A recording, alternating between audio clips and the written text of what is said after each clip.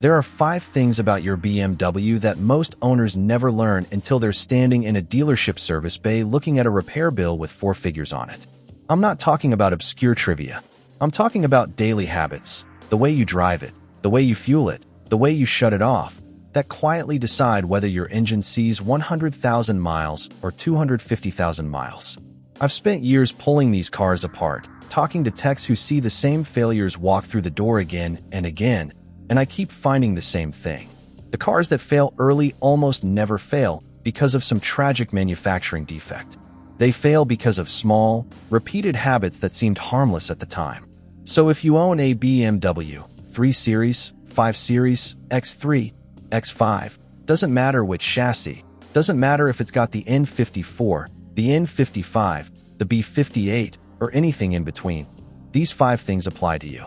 Some of them are going to surprise you. One of them is probably the opposite of what you've been told your entire driving life. Let's get into it. Secret 1. Stop babying your BMW all the time. Here's the one that trips people up the most.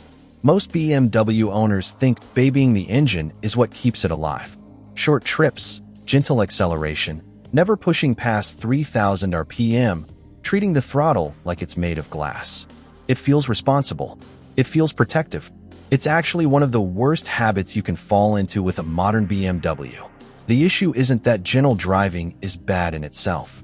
It's that a diet of nothing but short, low-load trips never gives the engine and its fluids a chance to reach full operating temperature.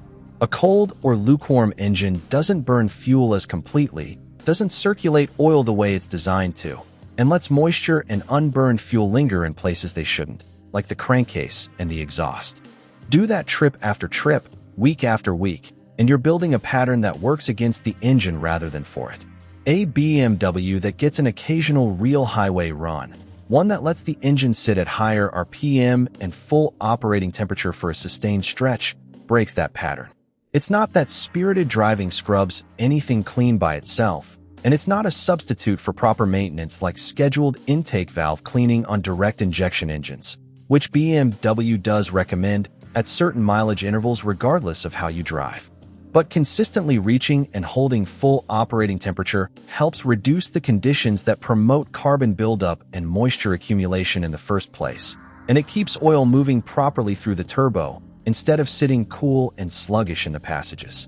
Mechanics who work on these platforms every day will tell you the cars that come in for the earliest, worst intake valve cleanings are almost always the ones that lived a gentle life.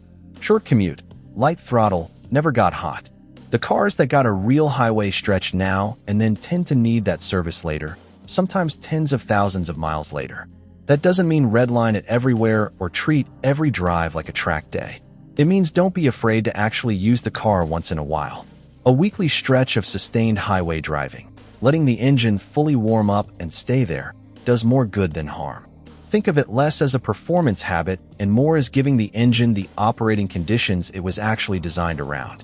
Secret 2. The real oil change interval.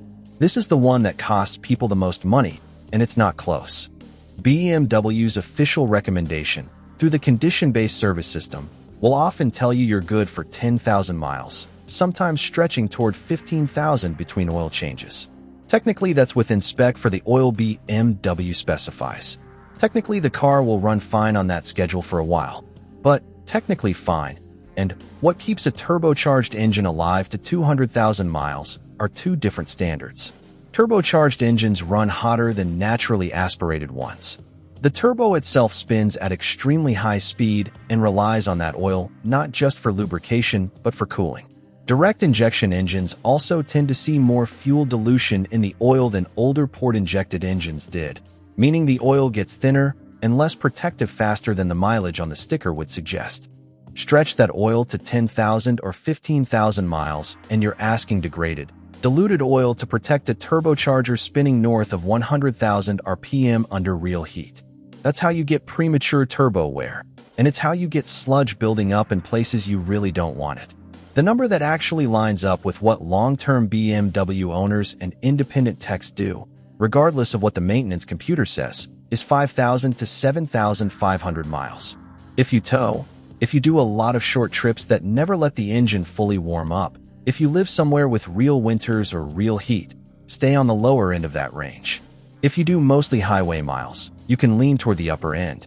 But letting the car talk you into 15,000 miles because a light on the dash said it was fine is one of the fastest ways to turn a 250,000-mile engine into a 120,000-mile engine.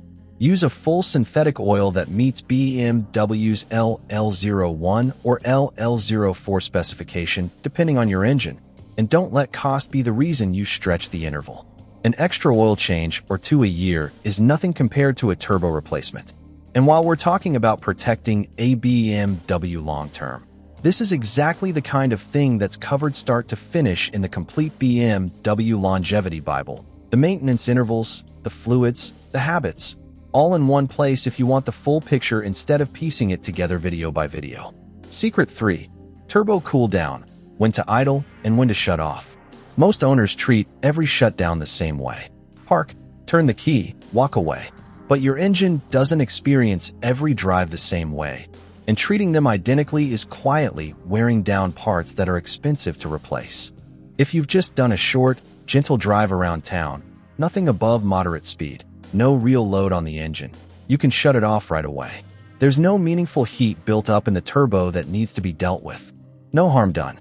But if you've just gotten off the highway, if you've been pushing the car, towing, or driving in stop-and-go traffic on a hot day with the AC working overtime, that's a completely different situation. Under that kind of load, your turbocharger can be spinning at extremely high speeds and running very hot, often hotter than the engine itself. If you shut the engine off immediately after driving like that, you cut off the flow of oil to the turbo bearings at the exact moment they're hottest. The oil sitting in there when you kill the engine has nothing moving it and nothing cooling it, and it can start to cook and break down right there in the turbo's oil passages. That's how you get carbon deposits forming inside the turbo, and it's a real contributor to turbos failing years before they should. The fix is a proper cool down, and most people who've heard this tip still don't do it right. The mistake is thinking any idle time counts. It doesn't. Sitting in the driveway scrolling your phone for 15 seconds with the engine idling is better than nothing, but it's not the same as giving the oil enough cycles through the turbo to actually pull heat out of it. After sustained highway driving, towing, or spirited driving, budget closer to a full minute of idle before shutdown, not 15 or 20 seconds. If you can, ease off and drive more gently for the last mile or two before you're going to park, rather than getting off the highway at speed and immediately hunting for a spot. That gradual transition from load to idle does a lot of the cool down work before you even turn the key. It works the same way in reverse. Turbos and the oil that protects them need to reach proper operating temperature before they're working the way they were designed to. Taking off hard on a cold engine, before the oil has had a chance to thin out and circulate properly, is its own kind of stress, just at the other end of the drive. Bookend every hard drive. Gentle for the first mile while things warm up, gentle for the last mile while things cool down, and shut off only once that cool down has actually happened. Get in the habit of doing that consistently, and you give the turbo the best chance of a long service life instead of an early replacement. Secret 4. There's no such thing as lifetime transmission fluid. If you've ever looked at your BMW's maintenance schedule and seen the transmission fluid listed as lifetime fill, you've already run into one of the most expensive assumptions a BMW owner can make. Lifetime, in that context, doesn't mean the fluid is designed to last forever.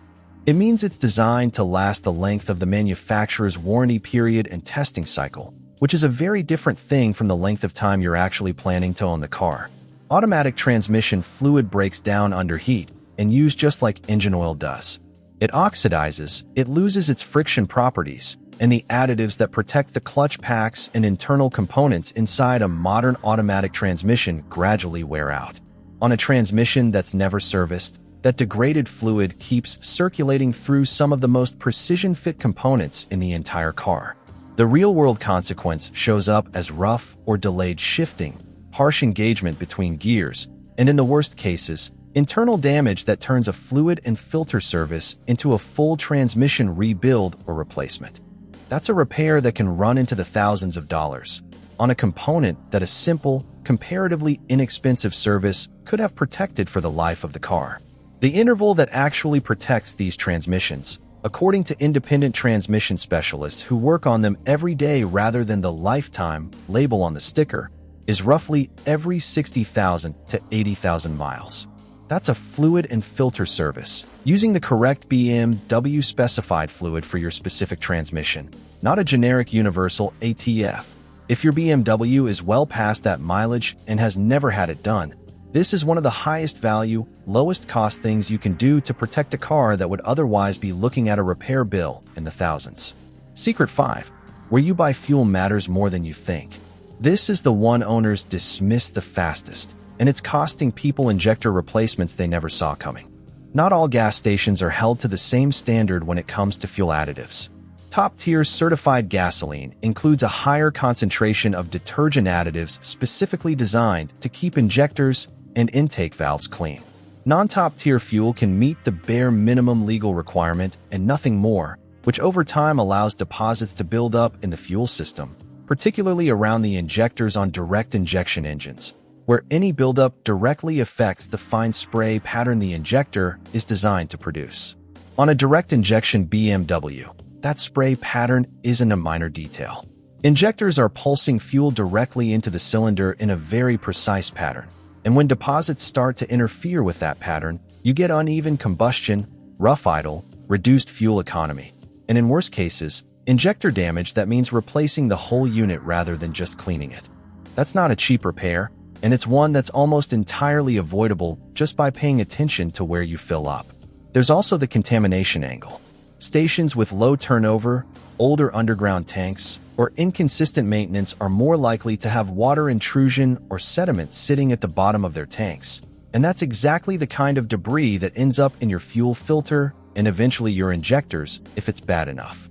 A busy station that turns over its fuel supply quickly is far less likely to have that problem than a station out in the middle of nowhere that might go weeks between deliveries. The habit that actually protects you long-term is simple. Stick to top-tier certified stations and favor ones that see consistent traffic. It costs you nothing extra most of the time, and it's one less variable working against your fuel system over the life of the car. It's worth checking the list of top-tier certified brands where you actually live and work, because it's not always the brand you'd assume. Some regional chains are certified and some major national brands have locations that aren't. So it's less about the logo on the sign and more about actually confirming the station. A few minutes of checking once, and you never have to think about it again every time you pull in to fill up. None of these 5 things are complicated. Stop treating every drive like the engine is fragile, and let it reach and hold full operating temperature on a regular basis. Change your oil every 5,000 to 7,500 miles regardless of what the dashboard says. Know the difference between a shutdown that's fine immediately and one that needs a real cool down first. Don't trust lifetime on the transmission fluid label, and pay attention to where you're filling up.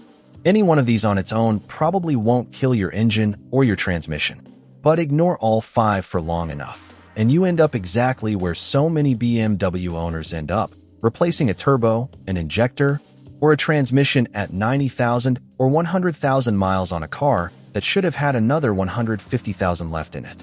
If you want the complete version of this, every interval, every fluid spec, every habit that actually separates a 300,000-mile BMW from a 100,000-mile one. That's what the complete BMW Longevity Bible is built for. It's everything in this video and a lot more, all in one place, so you're not stuck piecing it together one video at a time.